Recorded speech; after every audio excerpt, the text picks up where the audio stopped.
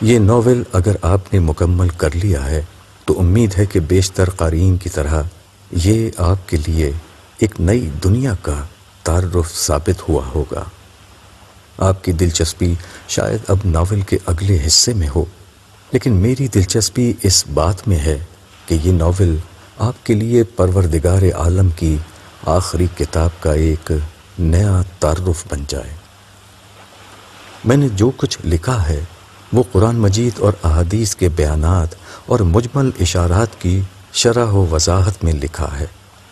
اللہ بدلے کے دن کا مالک ہے، جنت اصل کامیابی ہے، جہنم کا خسارہ حقیقی ناکامی ہے، دنیا کی زندگی دھوکہ اور متاع قلیل ہے، انسان کی ابدی کامیابی صرف اور صرف ایمان اور عمل صالح کی قرآنی دعوت کی پیروی میں ہے۔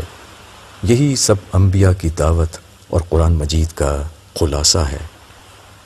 مجھے یقین ہے کہ اس ناول کو پڑھنے کے بعد جب آپ قرآن مجید کو سمجھ کر ترجمے کے ساتھ پڑھیں گے تو آپ پر قرآن مجید کے بیانات کی معنویت بڑی حد تک واضح ہونے لگے گی۔ قرآن آپ کے لیے ایک اندیکھی دنیا کا نہیں بلکہ ایک مانوس دنیا کا تعارف بن جائے گا۔ اگر آپ نے قرآن مجید کو اس طرح پا لیا تو یہ میری سب سے بڑی کامیابی ہوگی۔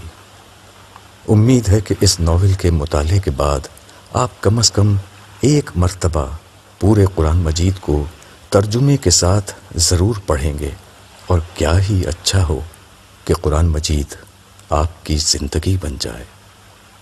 خیر اندیش ابو یحییٰ۔